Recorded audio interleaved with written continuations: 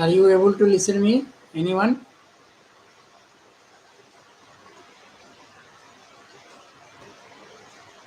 I think it will be if it is one-way communication, then also problem will be there.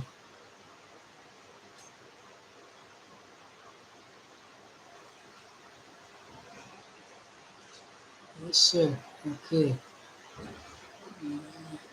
So it will be only one-way communication.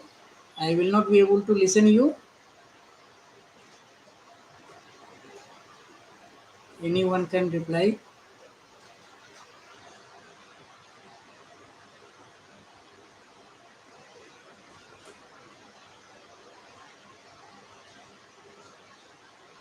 Mhm. So that's another problem. Anyway, so today we are going to discuss about. Of course, we will be starting, and then I will try to tell you in the beginning itself, when you enter in any lab, any laboratory, whatever type of laboratory may be, what are the things to be done and what are the things not to be done.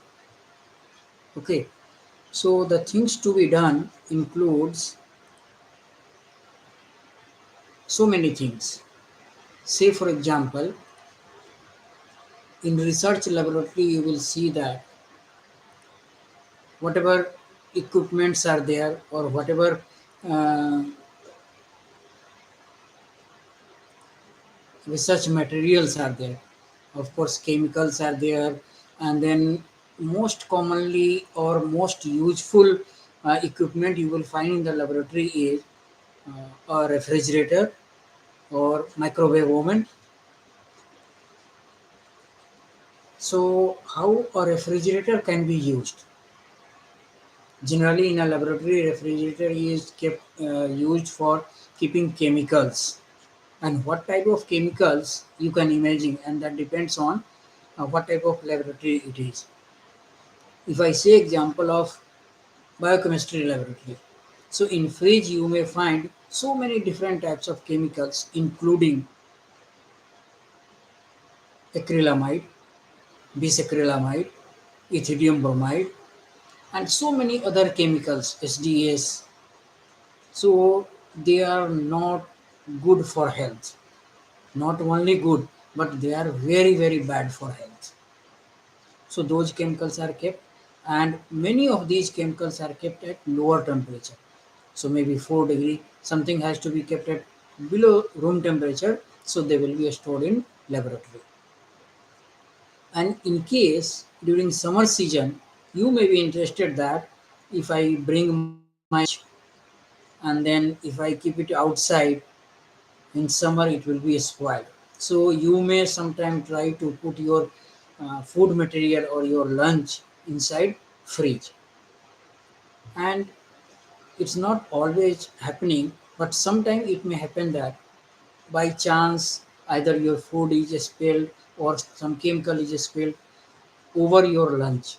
So knowingly or unknowingly you will be consuming, of course in very less amount, those hazardous chemicals. So how to avoid those things? So it's better not to use such equipment, means that refrigerator for keeping your food. Let us take example of microwave oven. So if microwave oven is there in a biochemistry lab or biotechnology lab or some molecular biology laboratory, so that microwave oven is used for doing something. Say for example, melting a gel material or boiling agarose gel. When you will add water, then agarose, and then you will have to boil it. So microwave is used for boiling it. So similarly, there are so many hazardous chemicals that will be going inside the microwave oven. Some spillover will be there, and after doing the job, people will take it out and they will do their job. And during winter season, you bring your food. You will at the during lunchtime you will try to see that my food is little bit hot before eating it. So In case you are trying to uh, warm your food using the same microwave oven, then contamination may come in your food. So you are going to eat hazardous material. So it's better not to use any of the equipment for heating, cooling, or whatever is there for your food material, or storing your food material. Say, for example, you are bringing cold drink, and you are saying, okay, after 1 hour, you will try to uh, make a party, and then you will drink all together, and you are keeping your cold drink inside a fridge where other chemicals are there. So some of the chemicals are volatile in nature. They will be making um, evaporating and making fumes inside the uh, fridge. So that may enter inside your food, and you are slowly consuming, unknowingly you are consuming that chemicals. So those things are very pathetic situation. So it's better to avoid eating, drinking any food material or anything inside the laboratory. Okay. And it's not only, you may say that, okay, I never take water or never take food inside the laboratory or eat inside the laboratory. Whenever you have to do lunch, you come out of the laboratory and then take your food. But before coming out of the laboratory, your hands should be washed properly, particularly when you are going for lunch.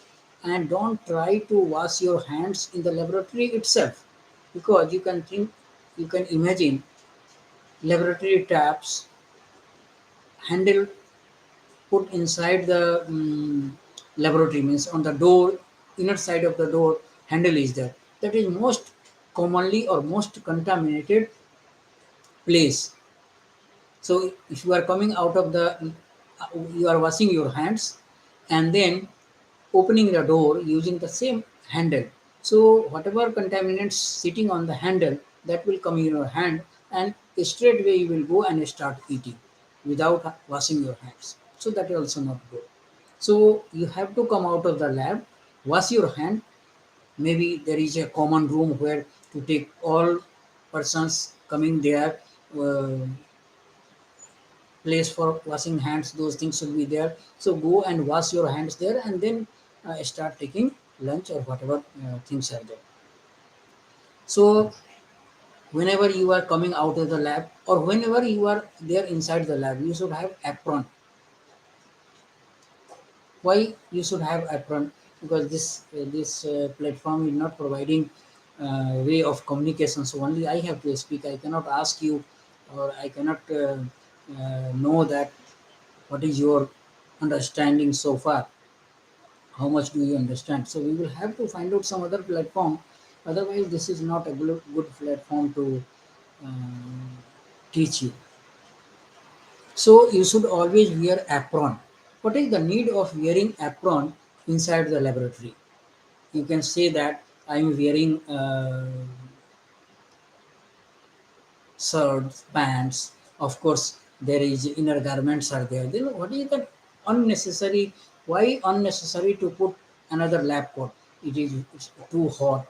Summer season it may create problem. Winter season you may feel okay. So it's very cold outside. So put one more cloth, so that is comfortable. But during summer season it is very difficult to put another apron. But you can imagine one situation. You are working in the laboratory and something falls on your cloth, and now that cloth is not left over so good that you will go wearing that outside, or maybe you will go to hostel and change that. If it is not like that, then what you will do? So that is why if you are wearing apron, if something is spilling on you, the apron will become dirty. So you will just remove apron, and you will be fresh enough to go anywhere else. So that is why you should wear apron. So apron is to protect your clothes, whatever you have been wearing. But it is not only thing you should take care. There are so many other things, like protecting your eyes. If there is something, some sort of light is there which may damage your eyes, then you should use goggles. say for example UV light. If you are working in UV light, and where when we work in UV light, or when we use in which equipment, while using which equipment we are using UV light, you can say laminar flow. When you are going to use laminar flow, you have to keep UV light on for 15 minutes before you start using it, so that you clean the surface working area on the laminar flow, then close the door and switch on the UV light, so that whatever germs are there here and there, they all will be killed, and you will get contamination free space for working in the laminar flow. So while working on the laminar flow, sometimes what people are doing, you need light to work inside the laminar flow. And there are two types of light. One is visible light, another is UV light. So whenever you are not working in laminar flow, or you want to decontaminate the laminar flow, you will switch on the UV light. Hmm? And whenever you are going to work in the laminar flow, you will switch off the UV light, and then you will switch on the visible light or normal light. Okay, so both the switch will be uh, side by side. You should know, or you should remember which one is switch for visible light or normal light, and which one is the switch for UV light. Of course it will be written, but by mistake this may happen, or unknowingly you may commit this mistake. So while decontaminating, or while sterilizing that place, you are switching on the normal light, and when you go for working, you will switch off the normal light, and then you switch on the UV light, and then start working. Of course there is huge difference between that, but by the way, if you don't know, you are first time doing or using laminar flow, or you have forgot after maybe 1 week, once somebody taught you how to use laminar flow, then you come back and start doing that, you start working with UV light, so that will create problem to your eyes. So if you are wearing gloves, then there will be less damage to your eyes. Similarly, whenever you are working in the laboratory, um, you will be using so many different types of chemicals, and that those chemicals, say for example, uh, weak acids or mild acids, or maybe one normal HCl. So if it is going to directly touch your skin, there will be burning will be there, and acid attack, and all the damage will be caused to your hands. So that is why we used to wear gloves. So there are ways how to wear gloves, how to remove gloves. Gloves wearing is not simply wear the gloves and protect your skin. Of course, many times this happens, but sometimes when you are using very carcinogenic chemical, then if you wear gloves normally and remove like anything, then of course, while working, you will be protecting, most of the time you will be protecting your skin. But while removing the gloves, those, say for example, ethidium bromide come in touch of your skin. That will come to your clothing. All these things may happen, and then you can take that ethidium bromide to your home, to your hostel, wherever you go later on, or you can contaminate. That is how you can contaminate, because if ethidium bromide is sitting on your hands, you are going to open the door, you will catch the handle, and then ethidium bromide sticking on your hand will go to the handle, and whatever place, your table, your boot, and whatever it may be, everywhere ethidium bromide will be spread. So there are ways how to wear gloves, how to remove gloves. It's not only that. Okay, so sometimes you may be using volatile chemicals. So whenever you are trying to use volatile chemicals, you have to take care of so many things. Like when you are using that chemicals, because it is volatile, so you may inhale that chemical. If you are not using mask, directly it will enter inside your lung. And whatever volatile chemicals are there, they should be used in a fume mode. So whatever fumes or vapors are coming out of that chemical, they should be taken out. It should not be allowed to be inhaled by you. So those are the things to be taken care. So this is whatever I am saying, that is combined do's and don't do's. So do's means you don't try to drink things, don't try to eat things, even cigarette smoking. That is a very very bad thing, no. Even if you are doing, if you have the habit of smoking, then you should go out of the lab and then do it. It will be better if you leave it, stop smoking. So, and particularly for girls, girls are maybe more prone to this type of things, because somebody may have habit of putting lipstick always, or maybe 3 times 4 times in a day. So if you are daytime, if you are working in the laboratory, so you should not use putting lipstick, or uh, putting something, replacing your makeup and all these things. So if you are doing that in the laboratory, that may cause more problem to you. And whenever you are working in the laboratory, you should try to wear in your legs, not the chappal, or it is better to use shoes which to fully covers your legs, because if you are doing something and something falls down, straight away it will go to your legs. And if it is open, the slipper you are wearing, that is keeping your part of foot 50% open, so that will fall on your skin, and it may cause burning, or it may cause some damage. So if it is shoes, then shoes will be affected, but not your body parts. Okay.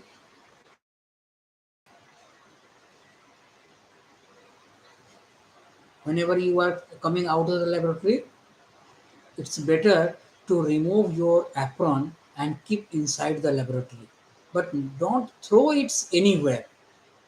You have just thrown anywhere, and gone out of the laboratory. So after doing something, you are coming back and again taking that apron wherever you have thrown. So you are just lifting it and putting it on. So while throwing, you are catching some contaminating material, and while wearing it again, you are taking all those contaminating materials on your shirt or whatever clothing you are having. So you are collecting hazardous chemicals or maybe harmful chemicals and carrying that to hostel or your home. So you have to be careful that whenever you are taking off apron, you keep it at safe place where it is not going to collect harmful materials.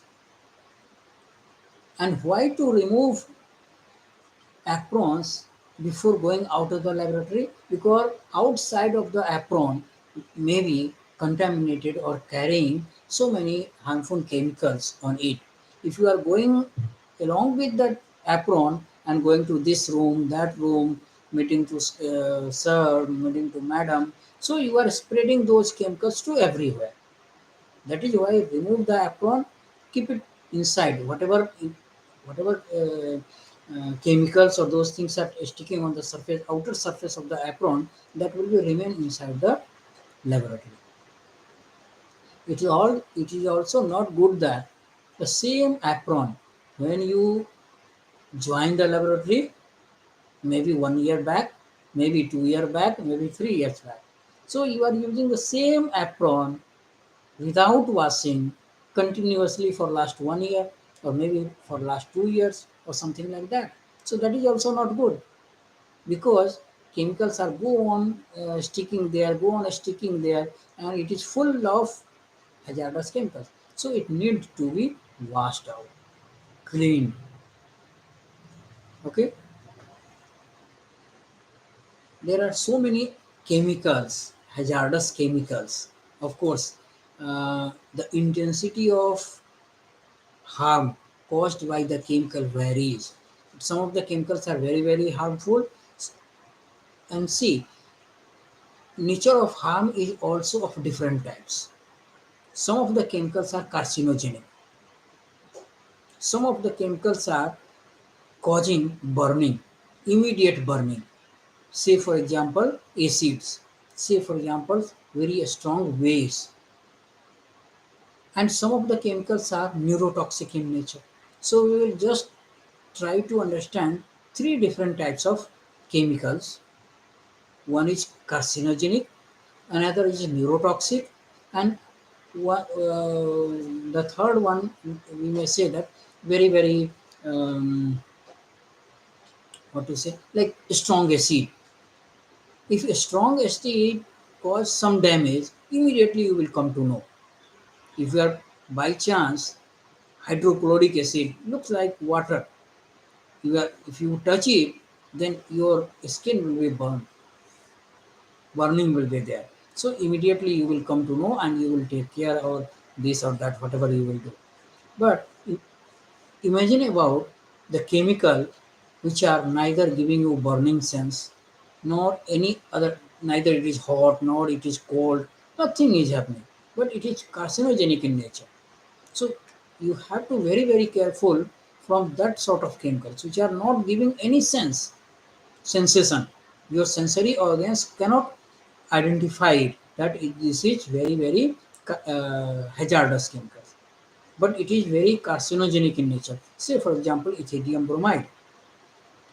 Ethidium bromide solution, of course, it will be looking colorful, light pink or red color, reddish color will be there. But if you touch it, nothing will happen. Even you eat, nothing will happen immediately.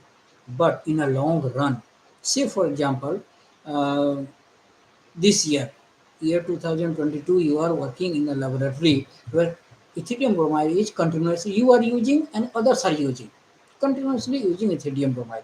And say for example, somebody is not very careful about it, just taking the gel, washing the things carelessly.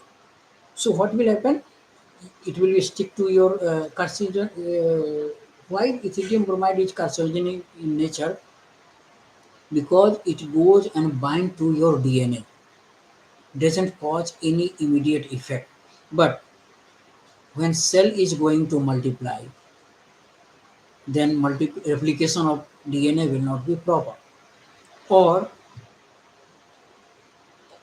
that replication and all this, because this is going to cause creating problem in replication of cell. So it will create problem in multiplication of cell and regulation of cell division. What is cancer? Dysregulation of cell division. Whatever control is there on cell division, that is gone. There is no more control. So cell will start multiplying without any regulation, without any control, and that is going to make a wound. Wound means, or you can say a knot, or maybe Hindi में बोले तो गांठ. So that is what is the cancer, and then it may happen anywhere. It may cause cancer of any type may happen depending on what is the part of your body which is exposed to that sort of chemical. So you have to very careful, because you are not going to sense it immediately, but causing very harmful effect. Neurotoxics, neurotoxic chemicals. If you eat, it may damage your neurons, and then damage of neurons means it will affect your brain. It will affect your intelligence. It will affect your ultimately affect your survival. So these are the chemicals you have to be careful while using it. And it's not only that. In this course, if you go through the syllabus, you will find that there are so many things to be studied.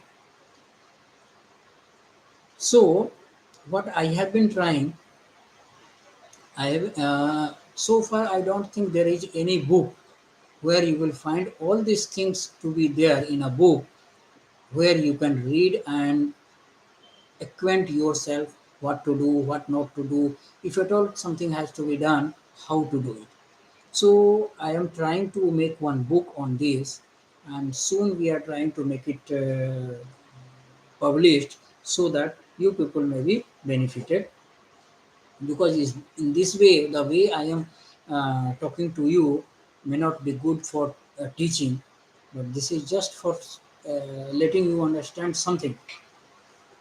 So this is temporary arrangement, and I will try to make that book as soon as uh, it is becoming complete. It is making being available in the market. I will let you know. You can study. Of course, time will be less, and then you have to go for examination also, because this course need to you need to score marks for passing this course, so that will always be there. You will have final examination at the end of um, this semester. But the problem is that unless I tell you all those things, what I am going to ask in the examination. So that is why I am trying to tell you something, and I will try to let you know many things, at least something about all those topics, so that you will be able to answer some of the questions, so that you will score passing marks and pass this course. But that is academic requirement, fulfilling the academic requirement. The most important thing is that you should know what to do, what are the basic things to be done. Okay, so uh, I was just trying to see this platform, how this platform can be used, and but I know a little bit that how to start and what to do, how to do. So next class I will try. I will come one by one. Say for example, different equipments are there, like using microscope, use of um, pipettes, handling chemicals, arranging chemicals, hazardous chemicals. All those chapters are there, or all those topics are there which need to be. Uh, you should have basic, at least basic idea about all these things, because all of you may not be working on all these topics, but maybe four, five, six topics may be relevant, or you will be using it. The biggest problem is that I cannot ask you anything. I cannot know what are the things you already understand and how fast I should go ahead. So let me, if you have any question, you can you can write in the message box if you want something. So let us discuss today about pipettes. Of course, there are so many things to be discussed, but let me take one by one. Pipettes. You must be knowing that what is the pipettes. I hope you have seen pipettes, glass pipettes. Of course, nowadays uh, micropipettes are there available, which are used.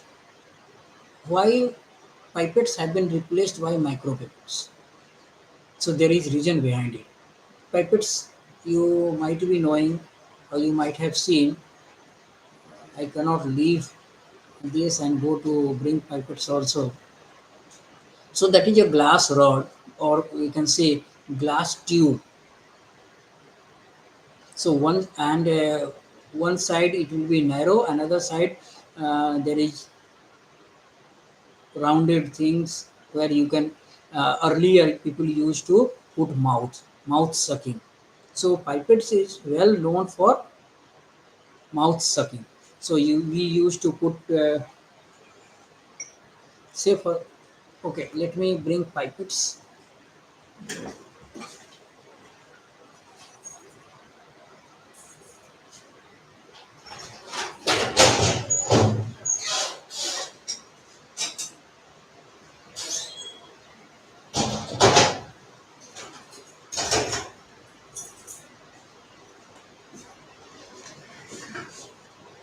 So you can see this is of course very big pipette.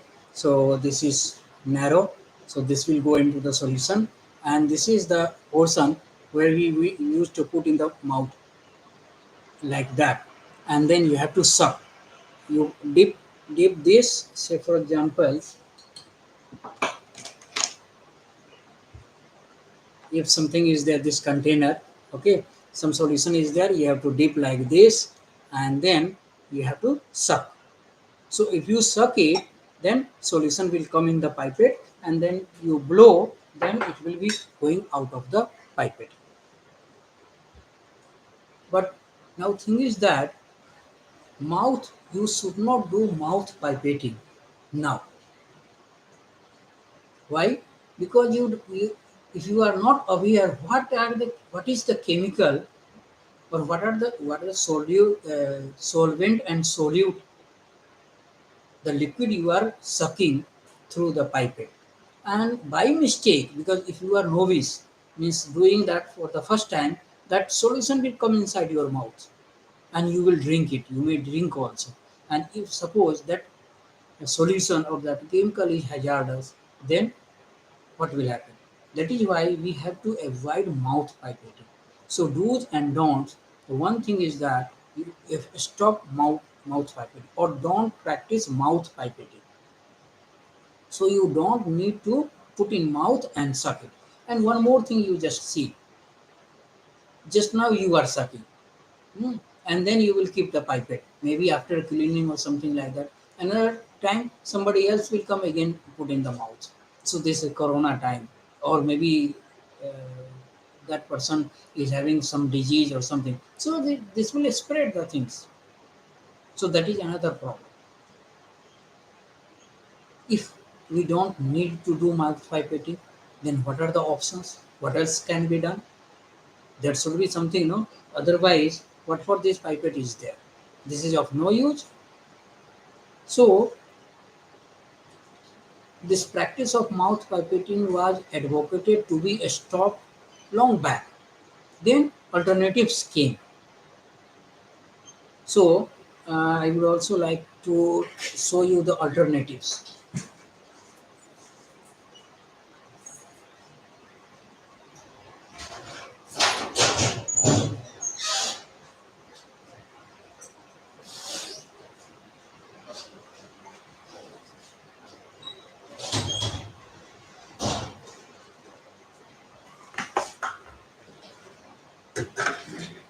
So this is the alternative. So you just need to, this will not go here.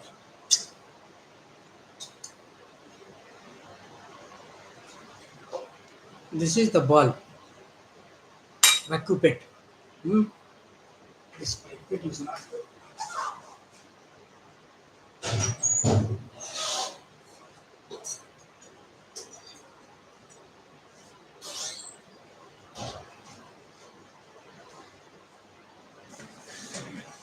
So while using the pipette, you have to see this. There are two pipettes.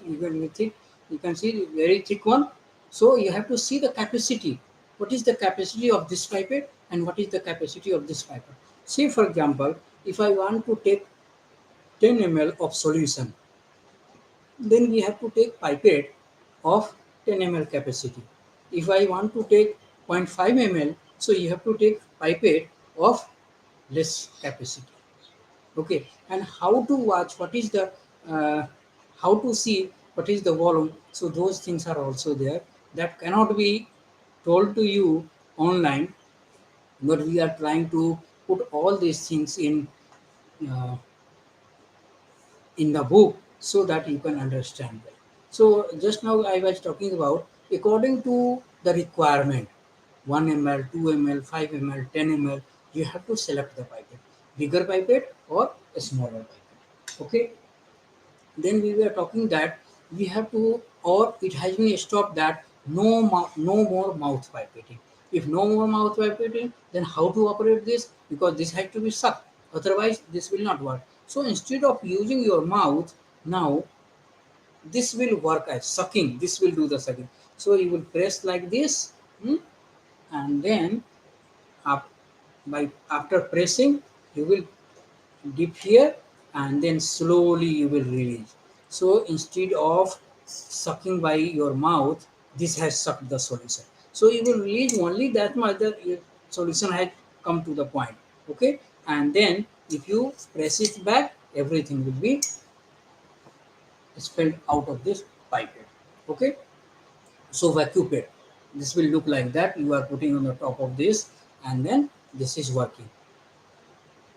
Pipette is also very cheap, and this is also very cheap. Very simple way of doing avoiding mouth pipetting. Okay, so people went ahead and they were trying to bring some more sophistication. Hmm. So now this device came. So you can also do like this,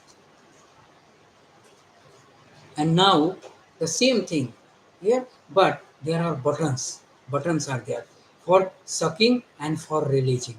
So more sophistication here. Okay, instead of using this simple device, you have to press it, you have to suck it. So once you have pressed, then you can use this button. You see, you don't have to keep this pressed. Okay, now this button, if you release this button, this is going, yeah, so like this. So buttons are there. Okay, so making little bit sophistication. So after, and this is also not very costly, maybe 1000, 1500, 2000, depending on that. Okay, so earlier only this pipette using your mouth, then to stop mouth pipetting, this came, and then to bring some more sophistication, this came, and then I'm still not happy. I need some more sophistication and accuracy. You see, if I want to measure 2 ml, 3 ml, 4 ml, then I will take this pipette. Okay. If I want to take roughly zero point 0.5 ml, then I will use this pipette. But I want exactly 100 microliter, 150 microliter, maybe 135 microliter. Then what to do? These pipettes will not work. This is not going to tell you 136 microliter. No, that cannot be done. Or maybe only 5 microliter, maybe 1.5 microliter. This will not work. So some more sophisticated or such equipments which can allow you to work with precision should be there. So invention and discoveries were made, and then came this pipette. So this is called micropipette, and every micropipette looks like this. Okay, after looking on this, you can say instead of this device, this has come.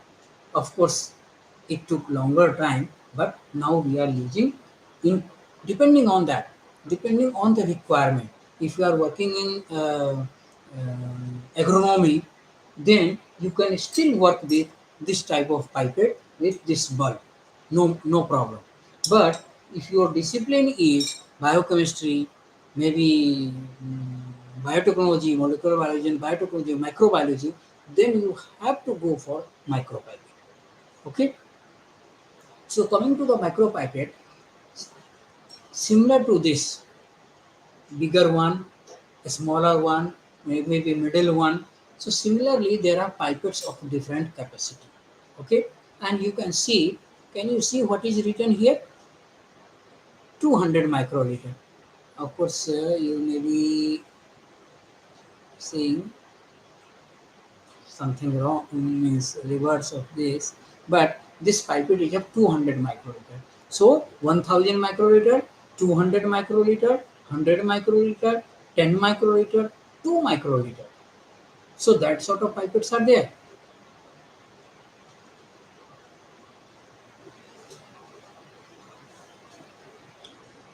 So depending on what is the requirement. Say for example, you want to take 850 microliter of some liquid, then you have to go for 1 ml pipette, means 1000. Then pipette's capacity of pipette is not in ml or something like that. Of course, ml is also there. 10 ml pipette, micro pipette is there. 5 ml is also there. But generally, that job can be done using those glass pipette also. But for precision, people are using 5 microliter, 10 microliter pipettes. But generally in laboratory, we start with 1 ml and less. So 1 ml pipette is called 1000 microliter pipette. So it will be, instead of 200, it will be written here 1000. So similarly, 200 microliter, 100 microliter, 50 microliter, maybe 20 microliter, 10 microliter, 2 microliter. Those pipettes are there. So say for example, you have to just measure, you have to take some solution 2 microliter. So which pipette you will try to use? Can we use 1000 microliter pipette? Theoretically we can use, because 1000 microliter can measure 2 microliter, but it's not that you can measure or you cannot measure. The Why you are using micropipette? For the sake of accuracy. So 1000 microliter pipette or 1 ml pipette is measuring accurately 200 to 1000 microliter. Okay, so if you want 202 microliter or 850 microliter, then you can use easily 1 ml micropipette or 1000 microliter pipette.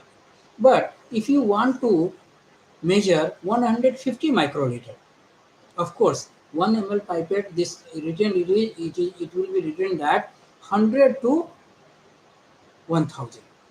But if you are bothered about accuracy, then you don't use 100 microliter pipe, 1 ml pipette or 1000 microliter pipette for measuring 100 microliter. Stick to 200 to 1000 only. Don't come below 200, because in your laboratory, if 1000 microliter pipette is there, 200 microliter pipette will also be there.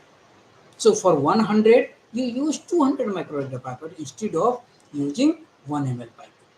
The, it can measure, but accuracy will be some compromise you have to make with accuracy.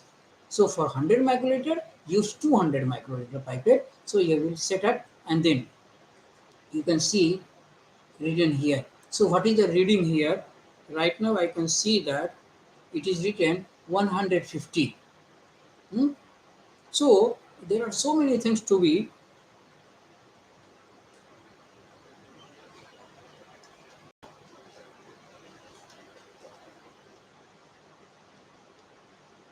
So this is 200 microliter. There is capacity is there.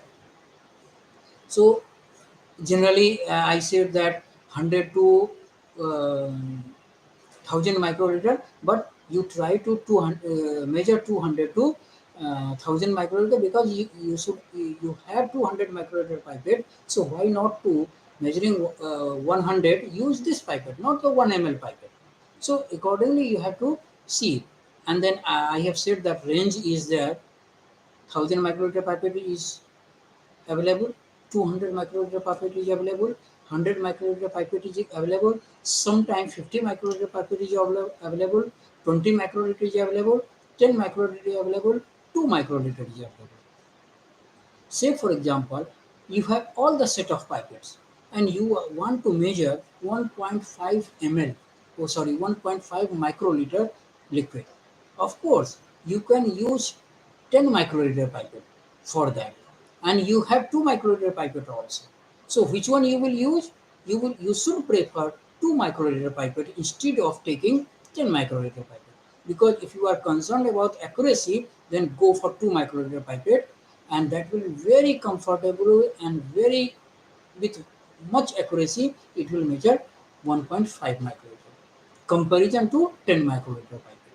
Suppose you want to measure 5 microliter, and you have two pipettes, 10 microliter and 20 microliter. Which pipette you will try to use? Naturally you should use 10 microliter pipette. Of course, 20 microliter pipette can also use, can measure 5 microliter. But if you are bothered about, so much bothered about accuracy, then you should use 10 microliter pipette. Say for example, you have two pipettes. One is of 10 microliter, another is of 20 microliter. And you want to take 15 microliter solution. So which pipette to be used? You should use 20 microliter pipette, because otherwise 7.5, 7.5. If you are using 10 microliter pipette, you have to measure twice. 7.5, 7.5, then it will be 15. So remember that if you are doing something repeatedly and error is little bit, so error will be twice. So 7.5, instead of 7.5, you are taking 8, because something will be sticking outside the tips and here and there some mistake will be there. So in that way, 15 or 16 microliter solution you will be taking. But if you are going to take 20 microliter pipette, so you are putting at 15 microliter, and say for example zero point 0.5 is the error. So 15.5 you are taking. Otherwise, zero point 0.5 is the error, then you are taking twice, you are taking using 10 microliter paper, means 16 microliter you are taking. So you have to remember all these things, you have to be careful, and then only accuracy can be achieved. Otherwise, there will be difficulties.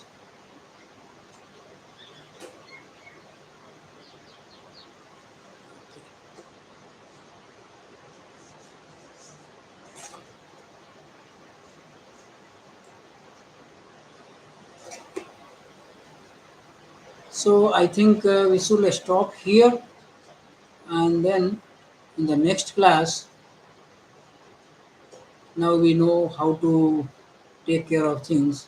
So I think next class I will be preparing some more material to give you more information about all these things. And I will try to let you know as soon as book is ready, so that you people can um, study something.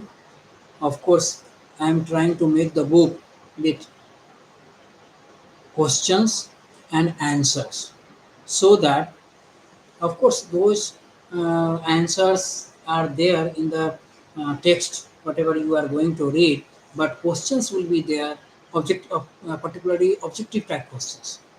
And in the examination, final examination, I am going to give you objective type questions with multiple choice. You have to simply write question number one, and answer is out of A, B, C, D. Which one is the answer? Question number one, A. Question number two, C. Question number three, D. Something like that. Okay, so I will try to put every chapter. I think it will be around 20 or more than 20 chapters. Every chapters will have relevant related to that chapter objective type questions with answers. Of course, if you go through the whole chapter, answers are already there. But for you, or let allow you to check yourself how much you have understood those things, you can just read the question, try to give the answer. If you are knowing it, immediately you will give the answer, and you should be sure that now whatever answer I am thinking, that is correct or not. So answer should be given somewhere. You can check yourself, yes, I am right or not. Okay, so those things will be there. But 100 marks out of the objective questions only in a one sitting, that will be a little bit difficult, not only for me, but for assessing your uh, intelligence, or how much you know by simply one examination, will be difficult. So I may give you maybe next time, and you will not get much time to make that assignment, but you may have to do some assignment also. So let us see how we are going to manage it. If you have anything to be asked by putting on the message, then okay. Otherwise, we will stop here.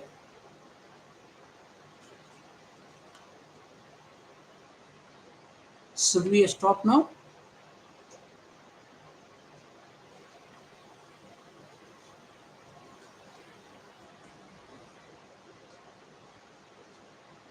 Okay.